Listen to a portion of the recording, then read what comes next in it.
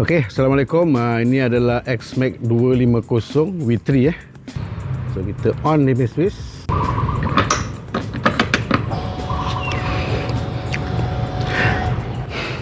Okey, motor ni baru So kita baru berjalan lebih kurang dalam 1034 km. Jadi bila kita dah jalan lebih daripada 1000, so dia punya indikator dekat sini dia akan blinking lah. Ini menunjukkan kita kena tukar minyak hitam. Jadi sebelum kita tukar minyak hitam, kita reset dulu supaya dia tak berkelip-kelip lagi.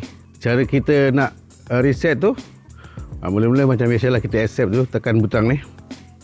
So kita accept ni, maknanya skrin akan jadi macam ni lah. So lepas tu kita cari dia punya setting kat mana kita nak reset. Kita scroll lah dia punya button ni sehinggalah dia jumpa, sampai kita jumpa setting, enter. Ok, sampai kita jumpa information and reset. Ok, lepas tu kita enter. Lepas tu kat situ akan jumpalah trip mileage ataupun kita maintenance reset. So kita pergi ke maintenance reset. So kita tekan. Dia ada tunjuk lah dia punya mileage. So kita akan ubah. Kita enter. So kita akan reset dia. Kita tekan OK.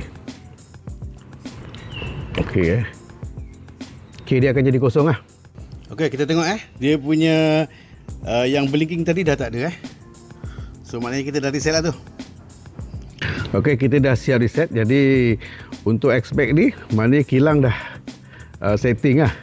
Servis yang pertama lebih daripada 1000 dia akan bagi kita warning.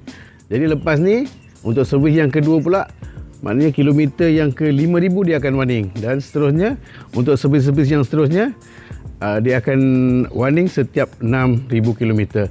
Itu yang telah disetkan oleh kilang. Jadi itu saja perkongsian, semoga memberi manfaat lah kepada korang. Assalamualaikum warahmatullahi wabarakatuh.